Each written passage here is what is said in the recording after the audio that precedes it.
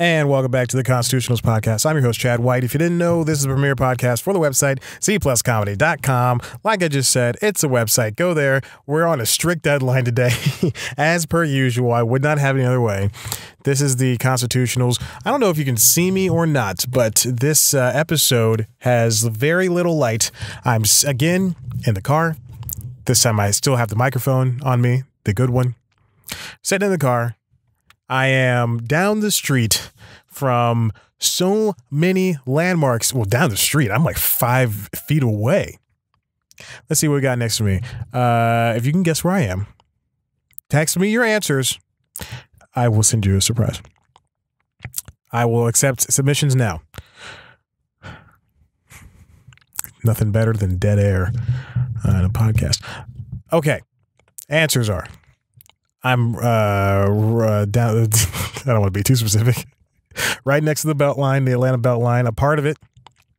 Freedom Parkway's a mere foot from that. And what part of the Beltline am I near? Oh, Beltline. The Beltline. It's basically all these lime. Oh, my man's just sprinting up the hill. I see you, brother. Anyway. Very close to the part with that's under this bridge type area, near the skate park, essentially. Very close to the townhomes. I was just at a coffee shop. Now I'm here. Let me give you a little update of my life, where it stands right now. I haven't worked in about 3 weeks at that job, that cushy job I thought I had. I've been emailing them saying, "Hey guys, please." Like, "Oh, don't worry, we'll get to it." Then I noticed this morning that I wasn't going to talk about this, but now I guess I will to my dozens of listeners. And this morning I check they have a scheduling app that they work with. So I check the scheduling app to see I'm going to see if all of the freelancers aren't getting time. Turns out all of them are, except me. People who have not worked in the news. I know this because I've spoken to them and said, "Hey, what'd you do before this?" People who have not worked in the news, and they're getting way more time than me. Given I've worked at several news publications in several capacities, and I know what in the hell I'm talking about. Given I also do this bullcrap, which has led me to talk to an abundant amount of people in the news. So I have a vast experience. Anyway, finally, I get an answer out of the same person I've been emailing for the past 3 weeks. She gives me like 2 excuses. One of them is that there was a death in the family, which, fine, I get. I understand that. I'm sorry. She said she was gone for like 7 to 10 days. And that's why, I wouldn't get a lot of communication, but still. Come on. And then there was, she said, well, so they had me editing video, which is super easy. Then they had me writing, which is difficult because news writing is way difficult. It's different. It's way different than writing a book, which I've done, which is not good. Is writing a script, which I've done, then writing for the digital, the web, which is, different. And so writing for news for television is one of the toughest things I've done. And I was talking with this about somebody. I was not I did not have I wasn't doing the best at it. And my fear was that they were going to say something about it. Should have been they weren't going to say anything at all, and they were going to ghost me. like they were 18-year-old little boys and little girls using Tinder for the 50th time in a week. When did ghosting become so popular? I don't understand. I mean, understandable. I used to ghost, and then I realized it was very hurtful, and then I apologized to those women that I did it to, and I have not done it since. And it's been maybe since I started this website. This is not a podcast. Anyway, called them out on their BS, and finally I will be scheduled within the next week. Oh my God, I'm so excited because now I have. I don't want to get too far into the weeds. But let's just say that I'm ready to get back to work. It was fine that first week, and then when it became that second week, I started going, "Oh no, I need something." But I've had to resort back to old work practices that I am not fond of, such as dog walking. and reaffirmed my thoughts that I hate dogs. So let's move on to this. Let's move on to the first topic. Let's move on to the first topic. This one, the next one, the one after the first two. Let's do the first three and then move on to the last three. Four. There's seven total. Last week, this happened after I stopped doing the podcast. Lee Unkrich parting ways with Pixar after 25 years. He's one of the big guys, one of their hive mind. I actually have the book here in my book bag. It's perpetually in my book bag. It's called Creativity Inc. Overcoming the Unseen Forces That Stand in the Way of True Inspiration, written by Ed Catmull, who's the president of Pixar Animation and Disney Animation, with Amy Wallace. Okay, I didn't know that. I believe it was Ed Catmull and a couple of other people. Just see me sitting in the car just talking to myself with these lights on. I just feel I'm not embarrassed because they don't know who I am, but still, people. You know, we got this guy, Lee Unkrich, who's been part of since their first movie. He's been part of the company forever. He's leaving. He said this last Friday. This comes from Deadline. Won 2 Oscars for directing Coco, he's directing Coco and Toy Story 3. Here's the thing. I know I've mentioned this before. Pixar has a way with, they want to similarly promote people of color projects like Coco, but also not fully give control over to people of color. Well, that's me saying that they love having white people do the heavy lifting. Which is, I understand not every black or Mexican or, Latino. We gotta be proper now, guys. Black, Latino, other races, Asian. Not all races are going to have a chance in charge, what they should, but come on. Let's see. Pete Docter, who was named Chief Executive Officer of Pixar Animation Studios after the exit of the co-founder, John Lasseter, officially departed, also waited on Uncrich's exit. Lee arrived at Pixar as we were crafting Toy Story, and he's had a profound effect on all Pixar films since. You go read this blurb yourself, but anyway, he's leaving. It'll be sad to see that they have this thing called the Brain Trust, I believe that's what it's called, where, again, it was just a bunch of white people get together and say, and not judge the movies, but take a look at their current slate of films that are coming out and say, hey, is this where this is going? And all this stuff like that. He'll be missed. Next, moving on. Let's see what this is. This is something I just want to glaze over. The New Mutants is rumored to be delayed again, possibly released on Hulu. This movie has had so much trouble. New Mutants is a spinoff of the X-Men series with, you guessed it, a bunch of New Mutants from the X-Men universe. And it's having trouble because of the 20th Century Fox merger with Walt Disney Pictures companies. And, of course, the mainline X-Men movies, which is actually having a release this year called X-Men Dark Pheenus. X-Men Dark Pheenus. I'm going to write that down. Dark Pheenus. That's funny. Anyway, which is having a release this year. This movie's been in and out of hot water for the past couple of years, because I don't know, because of its what it is. Apparently, it's not good. This comes from tweets. This is from comicbook.com. This comes from tweets of Scott Bechtel. Bechtel. Just heard a whisper through the grapevine, New Mutants will be delayed again. Fox and Boone are really struggling to come to terms with comprehensible finished product. That's so sad. They're looking to release it in early November, but Fox is still toying with the Hulu release in October for New Mutants. They're still trying to decide which method would have more returnable value for an otherwise dead-on-arrival film. That sucks because Massey Williams is in it, and I don't know who else is in this movie. Massey Williams, and I think she's the biggest star in this movie. So there we go. New Mutants is it's supposed to be a horror movie, and it's had horrors itself. I'm going to turn this light back on because no one else is looking at me. Next up, I just want to mention this in passing. High Flying Bird. It's a new movie from Steven Soderbergh, who said he was not going to do movies anymore. Like 5 years ago, cut to 5 years later, he's done 3 movies and a TV show, I believe. Yeah, and a TV show for HBO. This one is, did I turn it on or off? The car turned off. All right. This is called High Flying Bird. And it's again another movie shot on an iPhone.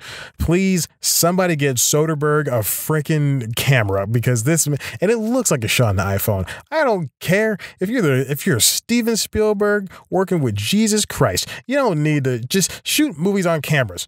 All right, Soderbergh. I don't care if you have an iPhone 7 Plus. Also, using an outdated phone, get an iPhone X. iPhone XR, excuse me, I don't know. Which one's the most expensive one? XS. Like, I'm mad at Steven Soderbergh. And finally, before we go to break, what will happen, this is from Variety, written by Daniel Holloway, what will happen to The Simpsons as Disney takes over Fox. I want to give you a little refresher course. Disney's taking over Fox. It's a whole big thing. But they're not, while they are taking over things that Fox doesn't own on the Fox network, such as The Simpsons and I think Family Guy. I'm not entirely sure who owns Family Guy. Everything on the Fox network is going to be owned by Fox. That means everything that's produced by Fox itself, Fox proper. So that's why Brooklyn Nine-Nine and Last Man on Earth were canceled, not because of ratings. They were canceled because Fox didn't own it right before this merger, and they probably were canceled because of ratings. You know, it's strange. When Brooklyn Nine-Nine, I'm going to check the waveforms here and see if we're still going. When Brooklyn Nine-Nine was canceled, there was an outrage. People were like, well, where's Brooklyn Nine-Nine? Like millions and millions of people. And I thought to myself, why weren't you watching Brooklyn Nine-Nine? They probably would have sold it to a different network. Just if you watch the show. And then I see so Brooklyn Nine-Nine returned 2 weeks ago, or last week. Or 2 weeks ago, two weeks ago. And then I saw the returns for last week's episode, which is the second week it's been back. And they were down 48%. If you like a show, if you say you like a show, the light bulb burned out. That's sad. If you say you like a show, what the hell? I'm sorry, I shouldn't be cursing. If you say you like a show, just watch it. I mean, I'm sitting here messing with my car. What is this person behind me doing? Oh, they're parked. Okay. Anyway, just watch the show. Just watch it. It doesn't make sense. Just watch the show. I need to stop messing with this car thing. So, The Simpsons is going to end its 30th season this year. And there's talks of a renewal for up to season 32. Then after that, who knows? The Simpsons is what is described in this article as a loss leader for Fox Broadcasting. Here's this paragraph. I don't want to describe this myself, because I know I'll get something wrong. The network sheds money on a per episode basis, with costs increasing over the years because animation is really expensive. But those and the contracts, this is why we had an issue, I think about 4 or 5 years ago, when Harry Shearer wanted to leave and everybody's contracts were getting more and more expensive, whatever. Those are 2 separate incidents. I don't know why I brought that up. But those losses have been more than offset by the money the show makes for the studio, which is a lot. When corporate sibling FX Networks secured cable and streaming syndication rights for the show, it's embarrassing when I mess up. Rights for the show in a 2013 deal valued at the same time as much as $750 million, the back end for a 20th increased dramatically. What it's saying is they make more money in reruns than they do in airing new episodes. But the more new episodes they have, the more reruns for the future they have. That's a lot of money on the table. If you watch FX X and FX Now, you can see that they play The Simpsons constantly. I think it's about 6 nights a week now. And they play a mishmash episodes. One from 97, one from 2008, one from 91, one from 2015. It's crazy. It's great. I love it because I watch The Simpsons every day, which is not a joke. After the Disney deal is complete, FBC, Fox Broadcasting Corporation, and 20th Century Fox will no longer share a balance sheet. The network will remain in the hands of Rupert Murdoch's slimmed down new Fox, while the studio will become part of the Disney ABC television group. This is the first time that Disney's going to have to, and Fox are going to have to come to 20th century is going to have to come to terms with what in the world is going on with The Simpsons and how much money it costs to run it. I don't know why you slowed down, lady. Complicating matters is an untapped well of money hidden in Springfield. Being as old as it is, The Simpsons is a relic of a bygone television era. This is just somebody just saying stuff now. We'll skip ahead. Blah, blah, blah, blah, blah, blah, blah, blah, blah. But in the case of The Simpsons, the original deals have kept the Fox studio from being able to fully exploit the show's value, which is true. Basically saying in a contract, they just can't, in the contracts that they have for The Simpsons, they can't just air it on reruns forever and stuff like that. With the FX deal, which expires in 2023, which is new for me, was set, Fox had to get permission from the stations to which it had originally licensed The Simpsons for an exception covering cable and streaming. So I believe that is something like MeTV, which was the WB back like maybe 10, 15 years ago. They would air like episode of The Simpsons at like 4 o'clock, 2 episodes at 4 and 4:30, and then 2 at 7 and 7:30. No new broadcast deal can be cut until the show leaves FBC in 2023. If The Simpsons were to end its run on Fox with its 32nd season, that would free Disney to negotiate a new deal or deals covering broadcast, cable, and streaming that would potentially dwarf the $750 million paid by FX. That's a gigantic library of shows. Remember, it'll be 663 episodes by May of 2019. Disney has a multitude of options. Basically what he's saying is with by the time season 32 happens, they'll have 700 plus episodes. They can basically take 200 episodes and say, all right, these are the only ones that can air on cable. Take 300 episodes and say, hey, these are the only ones that can air on streaming. Take another 200 and say, hey, these are the ones that are syndicated on broadcast via ABC or Fox. Oh, no, not Fox, ABC.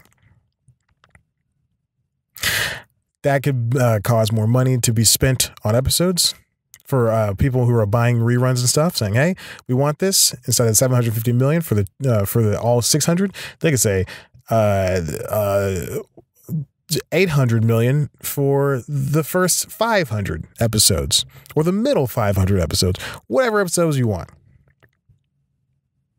Disney could also opt to forego an outside deal and instead use The Simpsons as a platform on which to build out Disney Plus or Hulu in much the same way that FX used to establish then nascent offshoot FXX.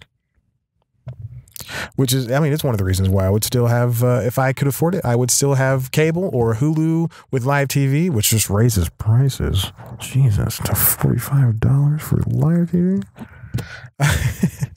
Or YouTube TV, whichever, or Comcast or whatever, just whatever you can sign in on to watch FXX. I would have that. When the show ends, this is a quote from media consultant Brad Adgate. He was built for advertising. When the show ends, I would think that it would be because the creators of the show and the producers don't want to do it anymore, not because two media conglomerates come together. He thinks the show deserves a better ending. But yeah, I do agree. I don't think that the show will end based on the merits of, saying, hey, Disney wants more money for this. Because some money is better than no money. But Disney will be getting money in the, God bless that person who's speeding, in the process anyway. All right, so here's what we're going to do. We're going to take a real quick break. And then we're going to come right back, talk about the Oscar nominations. And welcome back to the Constitution Podcast. Conan came back last night. I did not get a chance to watch it. I will watch all of it this week, and I will get back to you next week. Oh my gosh, I had 3 other topics I want to talk about, but I can't talk about that. I'm going to type in new Conan here.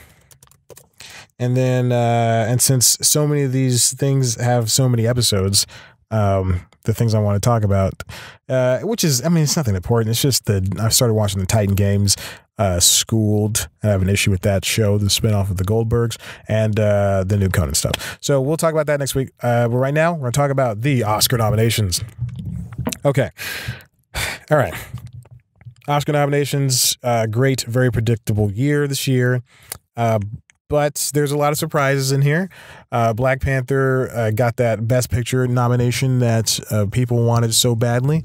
Again, it's a superhero movie. I don't understand why it had to be, why there was such a kerfuffle about it.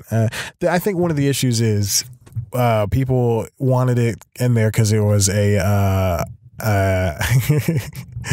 and I should be happy for it, but I mean, I am happy for it. I just don't care because it's a superhero movie. People were happy for it because it was a black thing, black superhero movie. Apparently in the world's first black superhero movie, which is it's way after Shaft. Not Shaft. What? Steel, you idiot. Oh my gosh. And they want it to be this Best Picture thing, but I really hope it doesn't win. Don't vote for something just because it has a bunch of black people or Asian people or Latino people. Someone just went down a one-way street the wrong way, or Latino people. Don't just do that. Because I mean, come on, it's a superhero movie. It shouldn't beat the likes of, here are the other nominees for Best Picture: Black Klansman, Bohemian Rhapsody, I really don't care about, The Favorite, Green Book, Roma, A Star is Born, Vice. There are other movies that I don't want to say deserve it because then it look like I'm trying to shoot down a black production. But there are other movies that are better suited for the winning. I think Black Klansman was a better movie. I think Sorry to Bother You. We'll talk about Snubs in a second. Sorry to Bother You was not nominated for anything. I think it's the best movie of the year last year, besides that Spider-Man movie and the Teen Titans Go movie. Now, I know I just crapped on superhero films, but both of those movies were so great. And Blind Spotting. So many more better movies that should have been recognized. Actress in a leading role is the girl from Roma, Yalitza Aparicio. Glenn Close from The Wife, Olivia Colman, The Favorite, Lady Gaga, Star is Born, Melissa McCarthy, Can You Ever Forgive Me? Which is a surprise because I don't think anybody saw that movie. I want to see that movie. I have the script. I want to see the movie, of course. Oh, you better not hit my car. Backing out van. Actor in a leading role, Christian Bale, Vice, Bradley Cooper, Star is Born, Willem Dafoe, At Eternity's Gates, Rami Malek, Bohemian Rhapsody, Viggo Mortensen, Green Book. Lights turned off again. Directing, Black Klansman, Spike Lee, Cold War, Paweł Pawlowski. I think apparently it's racist to not try to pronounce someone's name, but you know, we all try these things. The Favorite, Yorgos Lanthimos, Roma, Alfonso Cuarón, Vice, Adam McKay. Very interesting about this year's, what I've noticed this year is that every year more and more people get a chance to view these movies easier. I know, and in Oscars past, you missed a movie. But now there's Netflix has their movie Roma and the Ballad of, what is this girl doing? Don't you dare trying to come up here and try to talk to me. I am a taken man. Oh, she wasn't trying to talk to me. Okay. Embarrassing. Like when I was opening the door, I said, "No, I am not single." She's like, "What?" "You're on my podcast." Oh, she just looked very sad. Let's get a timestamp for this. Okay. 24 minutes. Any Hoosers. So now we have an easier way to watch these movies. Vice is still in the theater. A lot of these movies are still in theaters. A lot of them, if they're made by streaming networks or acquired by streaming networks, they'll be put on streaming networks beforehand. I know Amazon put on a ton. I must be super bright now. Oh, she's almost backed into the car. I know Amazon put on Beautiful Boy. Netflix has Roma and Ballad of Buster Scruggs. You can still watch The Favorite. Black Klansman is now on DVD. A Star is Born is now available digitally. So is Bohemian Rhapsody. Vice is still in theaters. Like I remember like 2 years ago, there are movies that I just couldn't see. And you'd have to wait till after Oscar season to see them. So it's wonderful. Adam McKay, Vice. Actor in a supporting role, Mahershala Ali, Green Book. I would argue that's a starring role, but you know what? This is going to be an easy win for him. Sam Elliott, A Star is Born. Adam Driver, Black Klansman. Richard E. Grant, Can You Ever Forgive Me? Sam Rockwell, Vice. Actress in a supporting role, Amy Adams, Vice. Marina de Tavira, Roma. Regina King, If Beale Street Could Talk. Emma Stone, The Favorite. Rachel Weisz, The Favorite. I think a lot of people complain about the women and men being separated. I think it's fine. Just I don't think it's if you cut down the amount of award space for people, then we only have 5 people, and then it's like 2 women and 3 men, or 3 women and 2 men, or whatever. People are going to complain. They say there's not enough women, there's not enough men, there's not enough black people, there's not enough. That's why we gotta just make it as wide as possible. Let people come in. Adapted screenplay: Battle of Buster Scruggs, Joel and Ethan Coen. Black Klansman: Charlie Wachtel, David Rabinowitz, Kevin Willamette, and Spike Lee. Why do they put ands between all of them? Can You Ever Forgive Me? Nicole Holofcener and Jeff Whitty. If Beale Street Could Talk. Barry Jenkins. Star is Born. Eric Roth, Bradley Cooper. A screenplay by Eric Roth and Bradley Cooper and Will Fetters. Why do they put so many ands in here? Original screenplay: The Favorite. Deborah Davis, Tony McNamara, First Reformed. Paul Schrader, Green Book. Nick Vallelonga, who I think is the guy whose dad is portrayed by Viggo Mortensen. Brian Curry, Peter Farley, Roma. Alfonso Cuarón, Vice. Adam McKay. All right, and then there's a whole bunch more I don't want to read through. Also getting super dark outside. This is a great selection of movies. I think there are a lot of awards that are just going to be given to movies, like film editing. They're going to be given to movies, obviously, but just given to movies as, I guess, backup awards is what I want to say. Not backup awards, but awards that, you're still getting an Oscar, but it's not the one you want. Like Bradley Cooper was not nominated for directing, but I guarantee he'll be nominated for, not nominated for directing, but I guarantee he'll win the original song for Shallow. Unless, I don't think he wrote Shallow. I think that was Mark Ronson. Shallow. Oh, that was Lady Gaga. Well, I don't know if he'll win Best Actor, but original song is also very interesting. All the stars, and so that means Kendrick Lamar and SZA. I shouldn't do that. That's weird. Then there's got Mary Poppins, Star is Born, but I think A Star is Born is going to win that one. Visual effects, we got an Infinity War, that Marvel movie. Disney might take this home because it's got Solo, Avengers, Christopher Robin. Then Ready Player One for some reason, and then First Man. All of them beautiful movies. Didn't see a lick of Solo. Don't care much about Avengers. Don't give a flying F about Ready Player One, but those are all good-looking movies. But yeah, it's a different mix this year. It's going to be great. Can't complain about race in this one. Soon it's going to be. I'll stop talking. I was going to say something very ignorant. Got a text or an Instagram message. Of course, let's take a look at the nominations by the numbers. Roma got 10. The Favorite got 10. So that means Netflix got 10. For the first time in history, a streamer got that many nominations. But if we're talking about regular theater films, that's so rude. If we're talking about regular studio movies, The Favorite wins 10. Star is Born got 8 nominations. Vice got 8. Black Panther 7.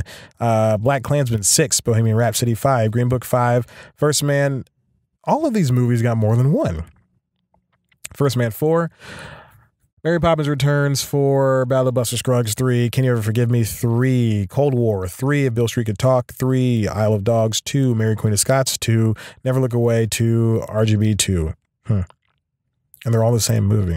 I mean, they all got more than one. It's a type of movie that people really wanted. So, not wanted, but the Academy really favored. Interesting. Disney 17, Fox Searchlight 15, Netflix 15, Annapurna 11, Universal 9, Warner Brothers 9, Focus Features. Excuse me, I said Netflix got 10 nominations when I was talking about Roma. It got 15 total because of Ballad of Buster Scruggs.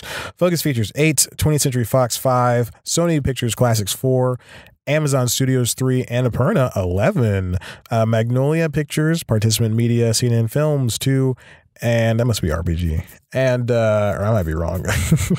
Paramount 1. Those are all the nominations by studios and how many movies. But there are some snubs.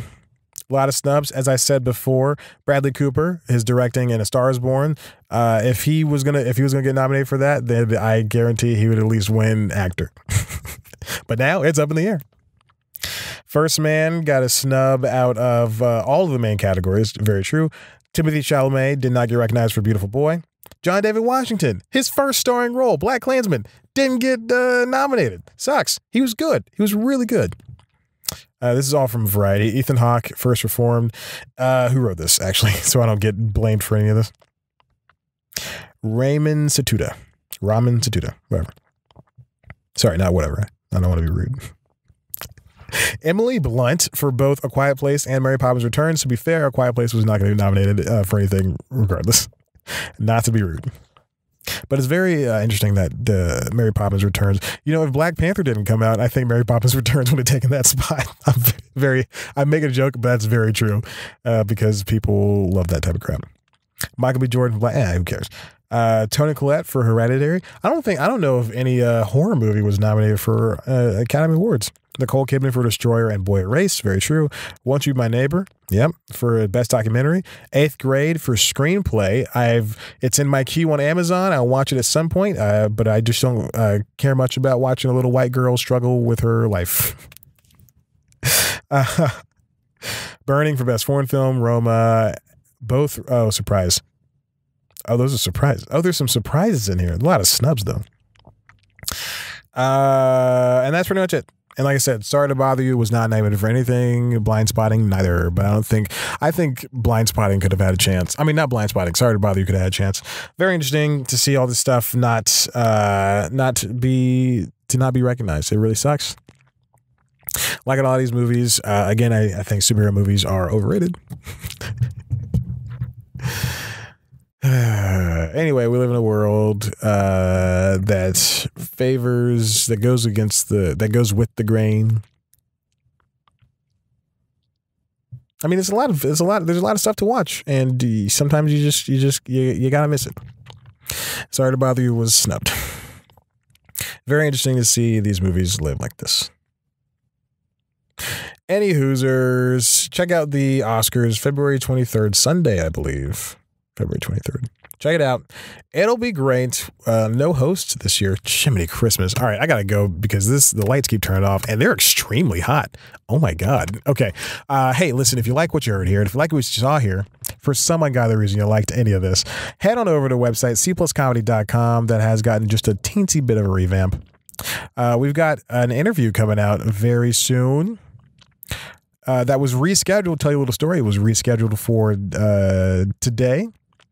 At the exact time I'm shooting this, did not get a chance to do it because 10 minutes before I was rushing to my car. Get a phone call. Hey, Chad, can we reschedule? I said, all right, that's fine. So now it's rescheduled for tomorrow. The time of this recording, it'll be tomorrow at 4 o'clock. It's a person that I reached out to, so hopefully it's going to happen. He's a nice guy. He's a very funny comedian. There we go. So you can check that out. It'll be coming at you soon.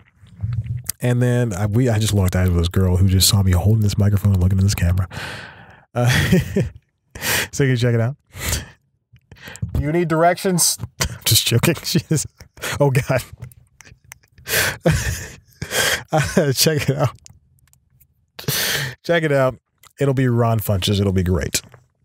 Hopefully, this episode will go up to tomorrow, the day I do his interview. So maybe I'll include a little bit of his interview in the audio version of the show. I don't know. We'll see what happens. Also, head to the website, cpluscomedy.com, where we got the latest videos, features, and all that stuff. You can always also head to the website if you want to see me for some ungodly reason do this show live. Head on over to youtube.com/cpluscomedy. She came back, and I'm just trying not to make eye contact. Head on over to the website, cpluscomedy.com. Oh, wait, youtube.com/cpluscomedy. You can, where's she going? Oh, she's backing up now. Oh, she's moving her car. Is she? Oh, she's hopping in her car. No, she's doing something. Okay. youtube.com/cpluscomedy. Watch the video version of the show. Also watch News Time, which is the weekly entertainment news show that I do. It's like the Daily Show, but way less funny. She's walking by again.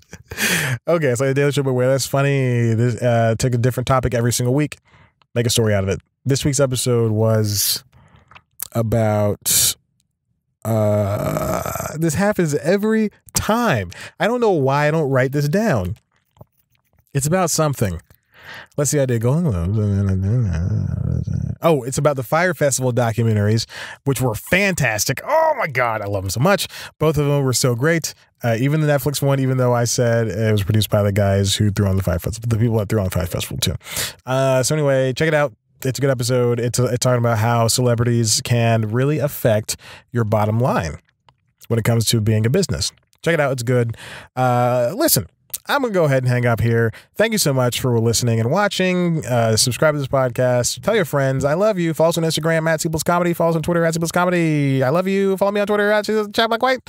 Follow me on Instagram at @ChatBlackWhite. Bye.